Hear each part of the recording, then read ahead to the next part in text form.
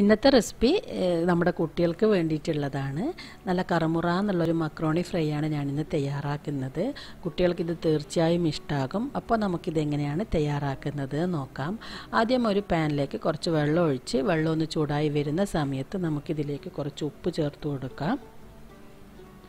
ഇതിലേക്ക് ഒരു table spoon oil കൂടി ചേർത്ത് കൊടുക്കുക. ഞാനിവിടെ ഒലിവ് ഓയിലാണ് ചേർത്തിട്ടുള്ളത്. ഒരു ടേബിൾ സ്പൂണോളം ഒലിവ് ഓയിൽ ചേർത്തിട്ടുണ്ട്.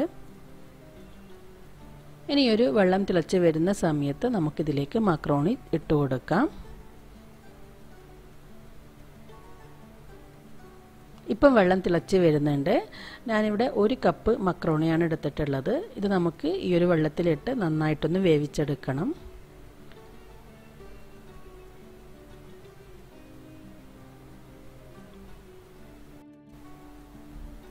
നമ്മൾ സാധാരണ മക്രോണി മസാല തയ്യാറാക്കുമ്പോൾ വേവിച്ചെടുക്കുന്നത് പോലെ തന്നെയാണ് ഈ ഒരു മക്രോണി വേവിച്ചെടുക്കേണ്ടത്. ഇപ്പം നമ്മുടെ മക്രോണി നന്നായിട്ട് വെന്ത് വന്നിട്ടുണ്ട്.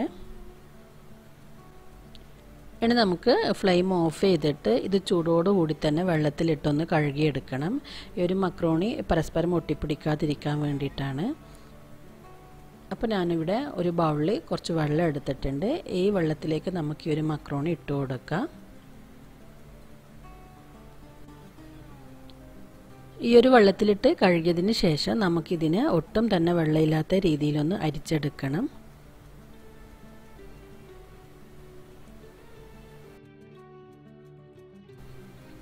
അപ്പം ഞാനിവിടെ മക്രോണി നന്നായിട്ട് കഴുകി വെള്ളമെല്ലാം കളഞ്ഞ് അരിച്ചെടുത്തിട്ടുണ്ട്.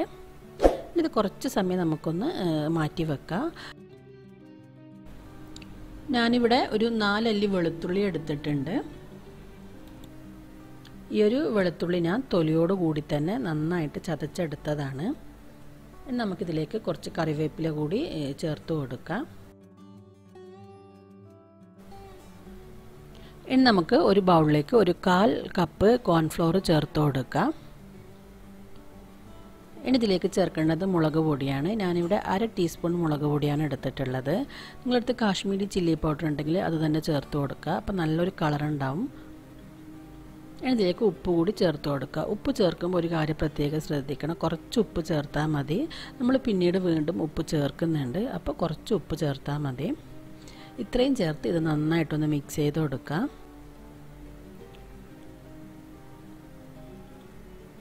ഇനി നമുക്ക് നമ്മൾ നേരത്തെ മാറ്റി വെച്ച മക്രോണി ഒരു ബൗളിലേക്ക് ഇട്ട് കൊടുക്കാം. മക്രോണി ഇടുന്ന സമയത്ത് ഒരു കാര്യം പ്രത്യേകം ശ്രദ്ധിക്കണം. ഒട്ടും തന്നെ വെള്ളം ഉണ്ടാവാൻ പാടില്ല. വെള്ളം ഉണ്ടായിട്ടുണ്ടെങ്കിൽ നമ്മൾ ഈ ഒരു പൊടി ചേർക്കുന്ന സമയത്ത് ഇത് കട്ട പിടിക്കും. അപ്പോൾ ഒട്ടും തന്നെ വെള്ളമില്ലാത്ത രീതിയിൽ വേണം മക്രോണിയിലേക്ക് ഈ ഒരു മിക്സ് ചെയ്ത് വെച്ച പൊടി ഇട്ട് കൊടുക്കാൻ വേണ്ടിയിട്ട്. ഇനി നമുക്ക് ഈ ഒരു പൊടി നന്നായിട്ട് ഈ ഒരു മക്രോണിയിൽ മിക്സ് ചെയ്ത് കൊടുക്കാം. അപ്പോൾ ഞാനിവിടെ ഇത് നന്നായിട്ട് മിക്സ് ചെയ്തെടുത്തിട്ടുണ്ട്.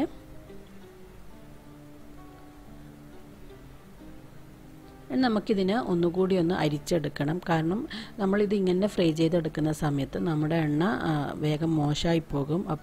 കാരണം ഇതെന്തായാലും കുറച്ച് പൊടി അടിയിലുണ്ടാകും. അപ്പം നമ്മളിങ്ങനെ ഒന്ന് അരിച്ചെടുക്കുകയെന്നുണ്ടെങ്കിൽ ബാക്കി പൊടി അരിപ്പയിലൂടെ അങ്ങ് താഴേക്ക് പോകും. എന്നിട്ട് ഫ്രൈ ചെയ്തെടുത്താൽ മതി. അങ്ങനെയാകുമ്പോൾ നമുക്ക് നമ്മുടെ എണ്ണ ഒട്ടും തന്നെ കരിഞ്ഞു പോകാതെ നമുക്ക് ഈ ഒരു മക്രോണി മുഴുവനും ഫ്രൈ ചെയ്തെടുക്കാൻ പറ്റും. അപ്പോൾ ഞാനിവിടെ ഇതുപോലെ ഒന്ന് അരിച്ചെടുത്തിട്ടുണ്ട്. അപ്പോൾ ബാക്കി വന്ന പൊടിയെല്ലാം ഒന്ന് അരിച്ചെടുത്തതിന് ശേഷം നമുക്കിതിനെ ഫ്രൈ ചെയ്തെടുക്കാം.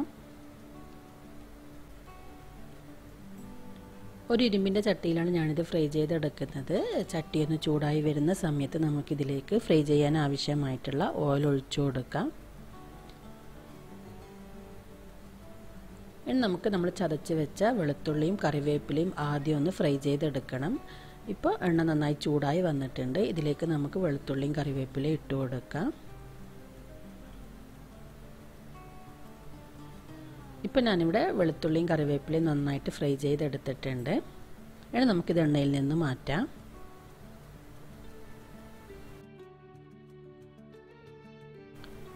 ഇനി നമുക്ക് ഈ ഒരു തിളച്ച എണ്ണയിലേക്ക് മക്രോണി ഇട്ട് കൊടുക്കാം. മക്രോണി ഇടുന്ന സമയത്ത് എണ്ണ നന്നായി തിളച്ചിരിക്കണം. അതേപോലെ ഹൈ ഫ്ലെയിമിൽ വെച്ചിട്ട് വേണം നമ്മൾ ഈ ഒരു മക്രോണി എണ്ണയിലേക്ക് ഇട്ട് കൊടുക്കാൻ വേണ്ടിയിട്ട്. ഈ ഒരു മക്രോണി പെട്ടെന്നൊന്നും ഫ്രൈ ആയിട്ട് വരില്ല, അതുപോലെ കരിഞ്ഞു പോകുമൊന്നുമില്ല. അപ്പോൾ അതുകൊണ്ട് നന്നായിട്ട് തീ കൂട്ടി വെക്കാം, അതിനുശേഷം ഫ്രൈ ചെയ്തെടുക്കാം. ഇത് പെട്ടെന്ന് ഫ്രൈ ആയിട്ട് വരില്ല, കുറച്ച് സമയം എടുക്കും ഒരു നല്ലൊരു ക്രിസ്പി ആയിട്ട് വരാൻ വേണ്ടിയിട്ട്.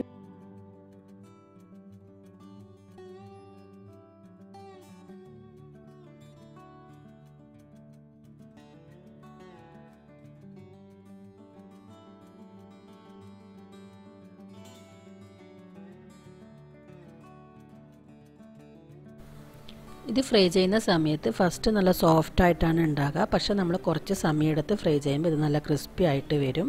അപ്പോൾ ഇങ്ങനെ ഒരു ക്രിസ്പി ആയിട്ട് വരുന്നത് വരെ നമ്മളിതിനെ ഫ്രൈ ചെയ്തെടുക്കണം.